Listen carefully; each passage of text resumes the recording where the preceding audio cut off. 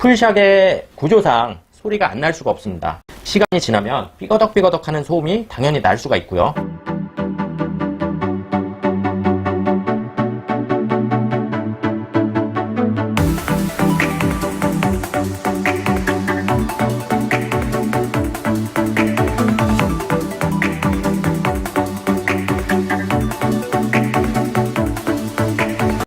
안녕하십니까, 신전입니다. 오늘 소개해드릴 제품은 부릉이 20이라고 합니다. 이 제품은 먼저 올린 영상과 다르게 바팡 모터를 사용하고 있지만 중앙구동 방식이 아닌 일반 전기자전거 방식 허브 모터를 사용하고 있습니다. 현재 보시는 부릉이 20 제품은 풀옵션 상태로 앞에 바구니, 뒤에 리어에 이런 게 옵션 사항인데 다 장착이 된 풀옵션이라고 생각을 하시면 되겠고요. 자, 본 제품은 가성비가 정말 뛰어난 제품입니다. 일단 모든 걸 다 갖춰도 가격이 130만원대밖에 되지가 않습니다. 타사 36V 또는 48V 제품, 요즘에 코로나 영향으로 가격이 많이 올랐거든요. 140, 150 기본이에요. 근데 이 제품은 이 상태로 지금 140이 넘지 않습니다. 그래서 가성비가 나름 괜찮다고 보고요. 그리고 타이어도 이렇게 두꺼워요. 타사는 보통 넓어야 2.4 정도, 그 정도의 폭을 자랑하고 있는데 이 폭이 3.0입니다. 엄청 두껍기 때문에 세미 팻바이크 이렇게 말씀드려도 과언이 아닐 것 같고요. 승차감도 좋고, 그리고 펑크의 위험도도 살짝 조금 덜어낼 수 있지 않을까 생각이 듭니다. 부릉이 20 같은 경우는 말씀드리지만 가성비가 저는 나름 일반인으로서 이거를 본다고 해도 나름 가성비가 괜찮다고 봅니다. 자, 그 이유 중에 하나 말씀드리겠습니다. 모터가 바팡 명품 모터를 사용하고 있고요. 배터리는 국산 LG 배터리를 쓰고 있어요. 9.6A로 주행거리는 파스 1단의 기준으로 100km 정도 보여주고 있습니다. 또 하나의 장점 중에 하나, 뛰어난 품질 마감이라 볼 수가 있어요. 자, 어떤 부분이냐면 언뜻 봤을 때는 잘 못 느낄 수가 있습니다. 일단 라인 자체가 깔끔해요. 좀 이제 저가 제품일수록 이런 선 마감이 이렇게 안 보이는 쪽은 상당히 지저분하게 되어 있는데 안 보이는 쪽까지 깨끗하게 좀 마감 처리가 되어 있습니다.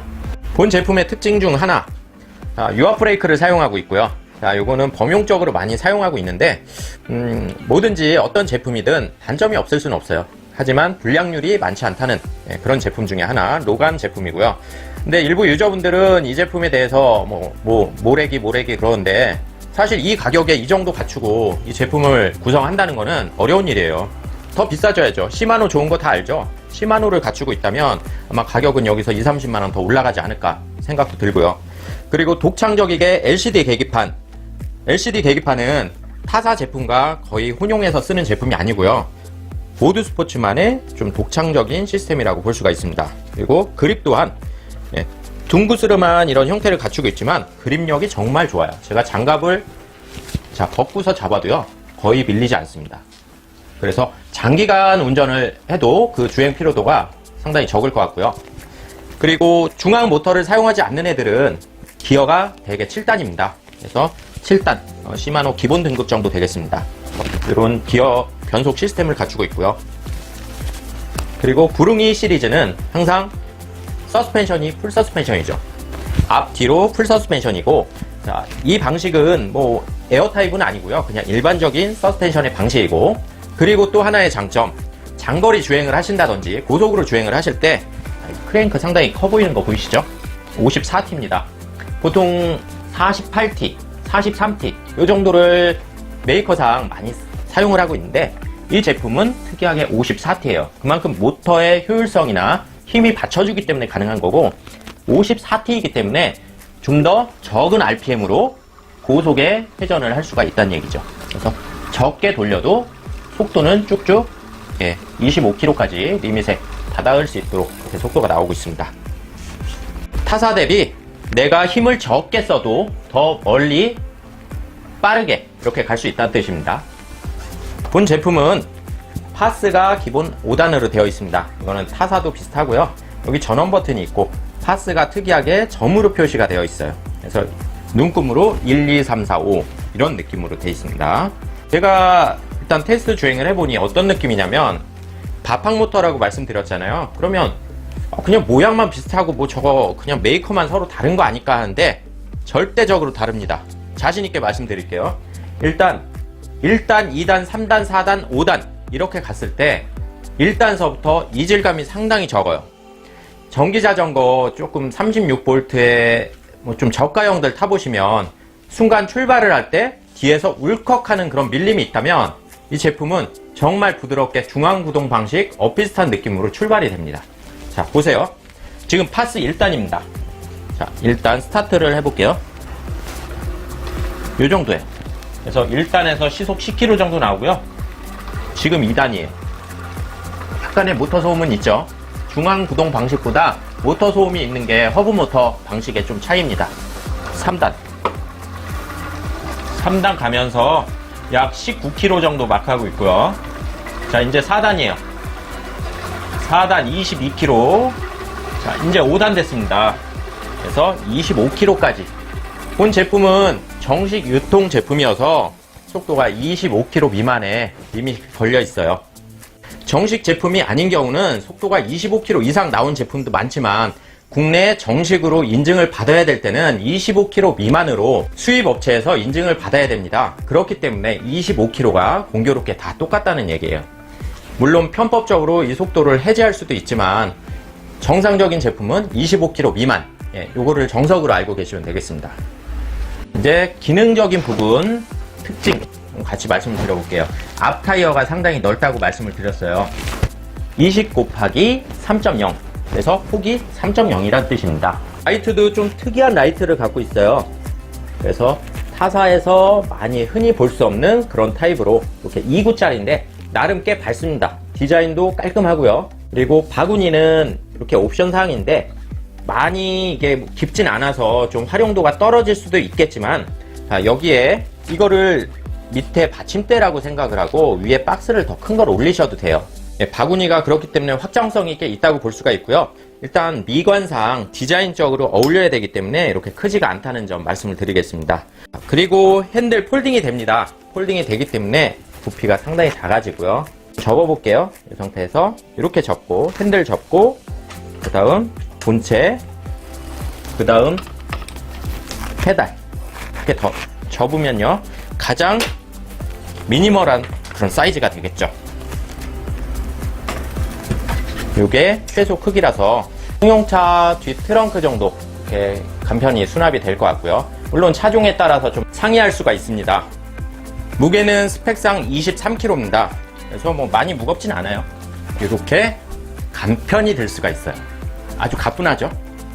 자, 펴는 거 역순으로 해주시면 돼요.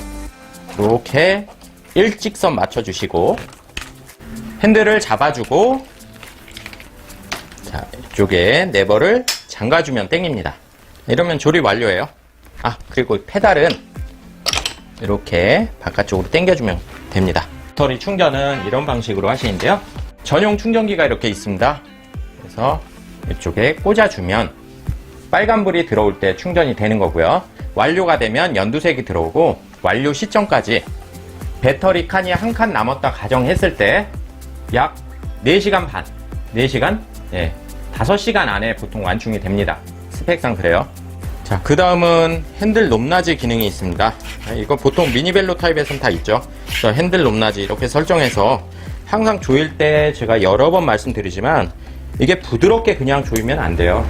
그 이유는 주행 중에 한번 덜컹하거나 힘을 받았을 때는 위에서 내가 팔을 잡고 있죠. 아래에서 충격이 올라오죠.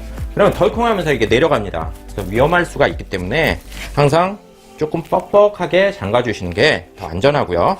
자, 그리고 한 가지 팁을 말씀을 드릴게요. 자, 이거는 아직까지 어떤 분이든 리뷰할 때 말씀을 안 해주셨는데, 자, 여기 중심선 한번 봐주실까요? 자, 여기서 핸들이 요만큼 돌아가면 바퀴랑 삐뚤러 보여요. 한마디로 핸들이 삐뚤어진 그런 느낌이 나기 때문에 요만큼의 유격이 존재해요. 그래서 핸들하고 바퀴랑 가상의 T자를 만들어서 잠궈 주시는 것도 일종의 팁이라 볼 수가 있습니다. 그래서 핸들이 갑작스럽게 삐뚤어 보인다, 요거 꼭 확인하시면 좋습니다. 그 다음 안장이 되겠습니다. 안장 높낮이 가능하고요. 자, 제가 대략적으로 볼 때 좀 높게 타시는 분들도 계시는데 이 정도면 뭐 185까지는 충분히 커버가 될 것 같습니다. 근데 또 유난히 높게 앉으시는 분들 계시는데 그런 경우, 특수한 경우라면 이런 C포스도 애프터마켓 제품으로 나와 있기 때문에 더 긴 거를 사용하시면 돼요. 네, 웬만해선 바꾸실 필요가 없다는 거죠. 자, 제가 지금 제품을 보면서 그리고 잠깐 앉아봤을 때 느끼는 점인데요. 사람마다 체형이 다 다릅니다. 그렇기 때문에 내가 탔을 때는 편한데 저 사람은 이상하게 불편하다 그러네? 당연히 그럴 수가 있어요. 그렇기 때문에 체형에 따라서 이 안장통이라는 거는 다 다릅니다. 안장에 내 체형을 맞추기도 좀 어려운 상황이 있죠. 적응을 해서 좀 통증 완화도 되겠지만 그게 정 어렵다. 그러면 자, 이런 아이템이 있어요. 자, 이거 일명 니무진 안장이라고 합니다. 이 위에 젤이 있고요. 밀림 방지로 또 이렇게 표면 처리가 되어 있습니다. 요거 가장 지금 최신 그런 신제품인데요. 이런 것도 사용하시면 편해요. 이런 아이템이 있다는 거 알고 계시면 좋고요. 그래서 필요시 이렇게 튜닝을 하면 더 자유롭고 오래 주행을 해도 피로도가 적다는 거 말씀을 드리겠습니다. 그리고 우리 이거 한번 관찰력 있게 보자고요. 여기 보이시죠? 요 플라스틱 같은 거.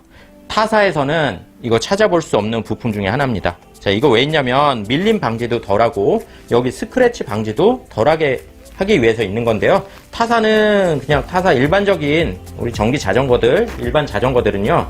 여기가 이런 재질의 플라스틱이 덧대어 있지 않습니다. 그래서 이런 세심한 부위까지 좀 신경을 썼다는 거는 제품의 품질 완성도에 엄청 노력을 했다는 게 엿보일 수 있죠. 안장 포스트도 마찬가지겠지만 주행 중에 덜컹덜컹하면 안장이 슬금슬금 내려갈 수가 있어요. 그래서 잠그실 때는 좀 뻑뻑하게 해서 뻑뻑하게 잠궈 주시는 게 중요해요. 그렇지 않으면 주행 중에 내려갈 수가 있고, 또 이제 노드 타시는 분들, 전문적으로 자전거 타시는 분들은 여기 카본 그리스도 발라서 그렇게 그립력을 더 증대시키는 방법도 있습니다. 물론 신전에서 구매하시면 그 정도는 서비스로 해드리고 있어요. 모드 스포츠 제품 지금 신전에서 약 2편가량 업로드를 했었는데요. 물론 반응이 폭발적이진 않아요. 그 이유는 저도 잘 알고 있습니다. 모드 스포츠 제품은 2014년도서부터 제품을 이렇게 생산, 판매하게 되었지만 홍보력이 좀 다소 부족하지 않았나 생각이 듭니다. 왜 그런 거 있잖아요. 제품은 정말 알고 보면 괜찮은데 제품이 왜 이렇게 사람들의 입소문이 많이 나지 않았을까? 그런 것도 있겠고, 어떤 제품은 제품이 정말 허접한데 홍보빨이 끝내주는 제품이 있죠. 이 제품은 전자라고 볼 수가 있어요. 제가 냉정히 말씀드리겠습니다. 제가 일반 소비자라면 이 제품을 정말 전자라고 말씀을 드리겠어요. 제 얘기를 꼭 공감하지 않으셔도 상관은 없습니다. 이 제품 한번 보시고 타사의 제품을 한번 보시면 그 비교는 충분히 가능하리라고 생각이 들어요. 그래서 모드 스포츠 제품은 제가 볼 땐 내면이 깊은, 하지만 많이 알려지지 않은 그런 제품이라고 색깔을 좀 띠고 있습니다. 전체적으로 제품의 특징들 이런 거를 따져보면 타사 제품과 타협하지 않는 그런 부품들이 많아요. 모드 스포츠는 모드 스포츠만의 어떤 부품을 사용하고 있고 그 특색이 확연히 그 색깔을 갖고 있다는 뜻이죠. 그렇기 때문에 두말하면 잔소리니까 전기 자전거 구매를 염두에 두시고 그런 계신 분들이라면 모드 스포츠 제품 한번 보시고 타사의 제품 한번 비교 시승 또는 비교 체험을 한번 해보시면 답이 나오지 않을까 생각이 듭니다. 모드 스포츠 제품을 저희 신전의 스마트 스토어 또는 매장을 오셔서 구매, 시승 이렇게 많이들 지금 하시고 계신데요. 보니까 하나같이 하시는 말씀들이 제품을 사진상 봤을 때는 별로 그런 거를 못 느꼈는데 와서 직접 보고 만져보고 그리고 시승을 직접 해보니까 그 차이가 분명하다 말씀들을 많이 하고 계십니다. 정말 자신있게 좀 한번 권해드려 볼 테니 한번 오셔서 구경이라도 해보시면 되겠습니다. 가벼운 마음으로 오셔서 시승 한번 해보세요. 제가 영상을 꼭 찍는다고 해서 이 제품 꼭 팔아야겠다 이게 아닙니다. 오셔서 정말 이 제품에 대한 값어치를 한번 보시라는 얘기예요. 조금 안타까울 따름입니다. 페달은 웰구 제품을 쓰고 있고요. 자, 여기가 알루미늄으로 되어 있습니다. 접을 때 많은 분들이 처음에 좀 헷갈려 하시는데 안쪽으로 밀어줘야 돼요. 안쪽으로 밀고 제껴주세요. 아래 방향으로 또는 위에 방향으로. 자, 이렇게 제껴도 되고 아래쪽으로 제껴도 되고요. 그러면 페달의 폴딩이 됐다고 볼 수가 있습니다. 그 다음 서스펜션이 보이죠? 서스펜션은 그냥 일반적인 서스펜션이라고 말씀드렸는데 자, 지금 형상을 잘 보세요. 타사랑 뭔가 차이가 있을 거예요. 무슨 차이가 있냐? 눈썰미 있으신 분들은 지금 발견을 하셨을 텐데 반대로 꽂아놓은 듯한 그런 형상입니다. 저도 처음에 이거를 왜 이렇게 꽂아놨을까 생각을 해봤는데, 자, 이러면 잡소리도 좀 줄어들 수가 있고요. 자, 그리고 지금 아래 뿌리 쪽이라고 좀 표현해 볼게요. 예, 아래쪽으로 지금 있는 방향이 위로가 있어요. 잡소리가 덜 납니다. 그리고 완충 작용이 조금 더 자유롭다고 볼 수가 있어요. 얘가 걸려서 터덕터덕 소리가 덜 난다는 얘기죠. 이 내용은 제 주관적인 생각입니다. 예, 그래서 좀 독특한 점을 볼 수가 있고요. 자, 머드가드 형상은 이렇습니다. 앞에 쪽은 이렇게 생겼고요. 타사 제품 같은 경우는 이제 라이트를 이런 형식으로 달게 되면 달 수가 없어요. 여기 걸리적거려서. 일단 얘는 되게 슬림한 스타일이고 전혀 걸림은 없습니다. 걸림도 없고 기능상 이상도 없고 덜렁거림도 거의 없는 편이죠. 자, 이렇게 장착이, 앞에는 이렇게 장착이 되고 뒤에는 이렇게 또 장착이 되는데 이상하게 덜렁거리지 않아요. 자, 이거 나름 기술 중에 기술인데요. 보통 이런 형태들은 치면 딱딱딱 소리가 많이 났죠. 자, 근데 이쪽에 또 이제 고정을 할 수 있는 그런 시스템을 갖추고 있습니다. 그래서 브라켓이 이렇게 있고요. 지금 이쪽에 리어 렉을 보시면 좀 어찌 보면은 약해 보이지 않을까 하지만 잡고 있는 지지 부위가 양쪽 좌우측해서 총 6군데입니다. 그래서 엄청 튼튼해요. 튼튼한데 이제 우리가 메이커상 여기에 적재 하중은 25kg라고 보통 표현을 합니다. 25kg. 그 이유는 안전상 문제죠. 물론 잠깐 오버한다고 해서 이게 부셔지고 그럴 일은 거의 없지만 그래도 안전상 25kg라고 말씀을 드립니다. 그래서 배달 렉이나 여행용 가방 또는 유아 시트 이 정도 장착을 해서 활용을 하시면 더 좋은 아이템이 될 것 같습니다. 많은 분들이 여쭤보시는데요. 타이어는 노즐부가 아닙니다. 안에 튜브가 들어가 있는 그런 방식이고요. 그래서 튜브 밸브라고 보시면 돼요. 펑크가 혹 나거나 그랬을 때는 안에 튜브를 교체해야 될 필요성이 분명히 있고요. 자, 그리고 또 중요한 거 하나 말씀드릴게요. 유아 브레이크는 일반 브레이크 대비 조금 패드가 빨리빨리 소모되는 그런 편입니다. 그 이유는 일단 유압은 사람의 악력보다는 훨씬 힘이 더 세게 들어가잖아요. 살짝만 잡아도 제 느낌상 사람의 악력보다 2~3배의 힘을 여기에 가한다고 볼 수가 있습니다. 그러다 보니 제동력도 좋고 제동력이 좋다 보니 패드가 빨리빨리 좀 소모가 됩니다. 그래서 대체적인 교체 주기 보면 제가 지금까지 다른 이런 유압 브레이크 달린 자전거를 보면요. 대략 경사길에서 많이 타신다 하신 분들은 500km 조금 넘어서도 교체를 하신 분들이 계시고 정말 평주의 위주로 잘 타신다 2000km도 그렇게 가능하신 분들 계시더라고요. 그래서 이런 부위는 누가 어떻게 어떤 길에서 타느냐가 상당히 그 차이를 분명하게 보여주고 있습니다. 그래서 항상 그런 거는 주관적이기 때문에 꼭 몇 킬로 이상 못 탔는데 이거 불량 아니냐 그런 경우는 아직까지 제가 본 기억이 없습니다. 부릉이 20 제품 한 가지 단점을 발견했습니다. 자, 이건 단점이라면 단점일 수 있고 또는 단점을 승화시킬 수 있는 방법도 있어요. 어떤 부분이냐면 앞쪽엔 라이트가 있고요. 뒤쪽엔 라이트가 없습니다. 자, 그렇기 때문에 이거는 일반 자전거에 라이트를 사용을 하든지 아니면 배선 작업을 해서 부릉이 2TV 이런 방식으로 여기 순정틱한 그런 튜닝도 가능할 것으로 예상이 됩니다. 뒤쪽에 리어렉을 보면요. 가운데 마운트 같은 게 하나 붙어 있어요. 근데 좀 삐뚤르게 붙어 있죠? 이거는 다 이유가 있습니다. 이거는 제 생각인데 모드 스포츠만의 좀 철학이지 않을까. 약간 삐뚤로 붙어 있지만 여기에 램프를 달았을 때는 그 밸런스가 딱 맞습니다. 그래서 약간 이런 형태를 갖추고 있고요. 자, 그리고 이 스티커 상당히 중요합니다. 이 스티커 뭐냐? 자전거 도로를 갈 수 있는 자전거라는 그런 뜻이에요. 인증을 전기 자전거의 정식 인증을 맡았다. 그런 뜻입니다. 그래서 이런 스티커조차 없는 제품들 국내에 조금은 있어요. 그런 제품 원래 원칙적으로는 자도를 통행할 수 없습니다. 그래서 이렇게 안전 인증을 정식으로 받은 제품을 구매를 하셔서 주행을 하시고 하셔야 나중에 혹 법적인 문제가 되더라도 할 얘기가 생겨요. 그래서 이런 부분 상당히 좀 사소하지만 상당히 중요한 부분입니다. 자, 여러분은 지금 깔끔한 모드스포츠 부릉이 20 제품의 모습을 보고 계십니다. 정말 있을 것만 있고 없을 거는 없는 그런 형태를 갖추고 있지만 디자인이 깔끔합니다. 지금 보시면 타사 제품 대비 여기 메인 튜브 탑이 메인 튜브탑이 비교적 평탄한 편이에요.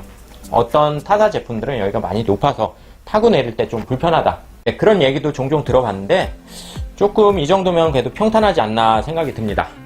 제품 지금부터 기어 변속을 하면서 파스도 올려보고 테스트를 해보겠습니다.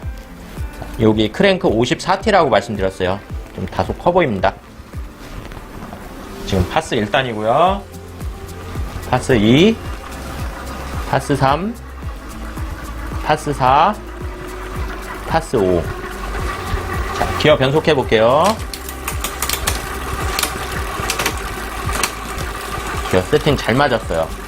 기어 세팅이 잘 맞으면 이렇게 변속을 했을 때, 자, 요런 단수에 뒀을 때 타닥타닥 거리는 그런 소리가 있어요.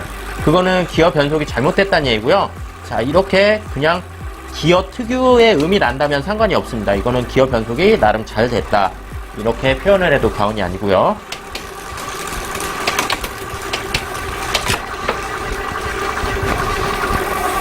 부드럽죠? 바팡 모터입니다. 여기 잘 보시면 바팡 써 있어요. 바팡. 자, 일반 타사의 그냥 허브 모터와 좀 소음면에서 차이가 있네요. 일단은 그냥 시운전을 해서 이렇게 돌려볼 때 소음이 달라요. 지금 좀 타사 제품 이렇게 돌려봤을 때 그릇그릇그릇한 그런 소음이 많았는데, 자, 요 정도 소리는 그냥 기본인데요. 여기서 또 이상한 음이 나는 게 있어요. 막 까랑까랑한 그런 큰 소리, 좀 말로 표현하기 애매한 그런 음이 있습니다. 이 정도면 상당히 양호한 그런 소음이라 볼 수가 있어요. 이 안에는 유성기어라고 또 이렇게 존재합니다. 자, 이 모터 안에는요, 요런 유성기어가 존재합니다. 모터고 유성기어는 모터의 토크를 이제 더 감속을 시켜서 힘을 좋게 하는 거죠.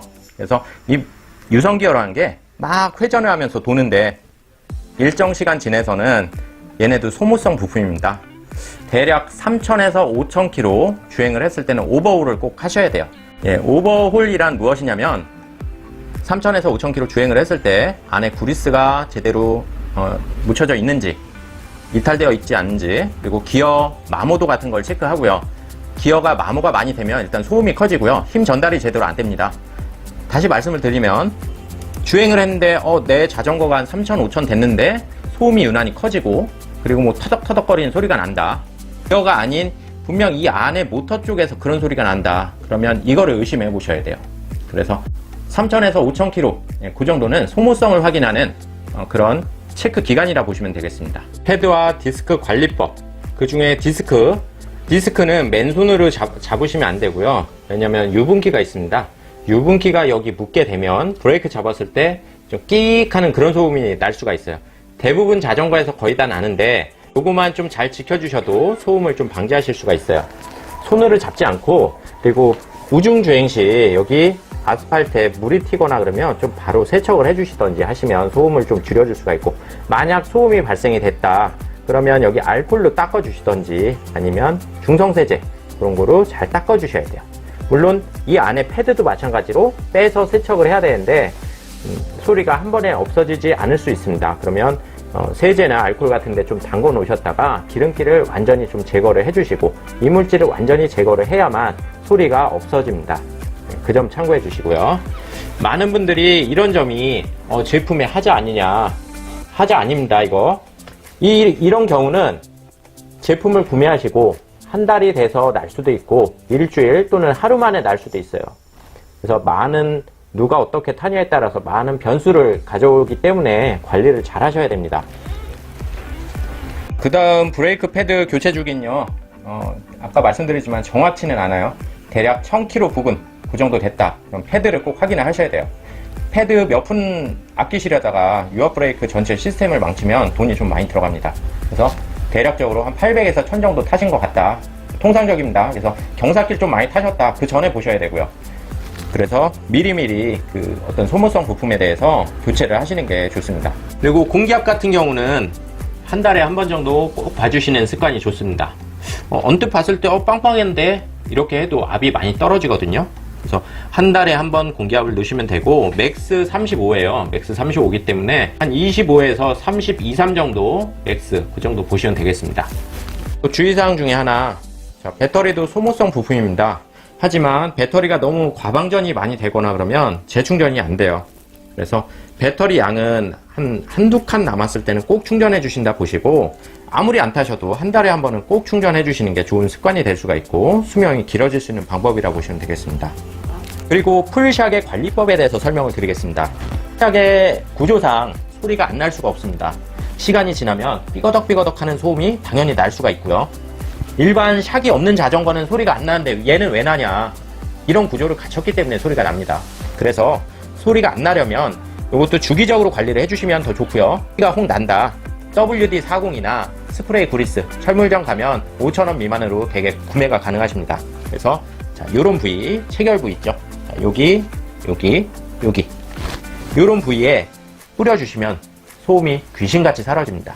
그래서 그렇게 관리해 주시면 좋고요. 물론 이쪽에서도 소리 나요. 자, 이쪽에서도 소리 나고, 이렇게 했을 때 삑삑 소리가 납니다.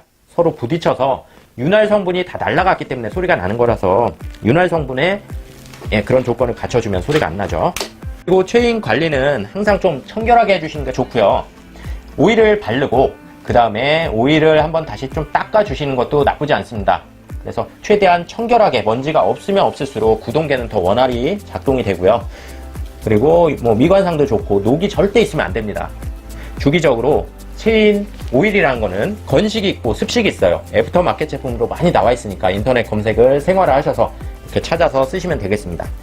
포인트는 항상 좀 깨끗하게 관리하셔라 말씀을 드리겠습니다. 탱크 아까 말씀을 드렸는데 54T라 말씀드렸어요.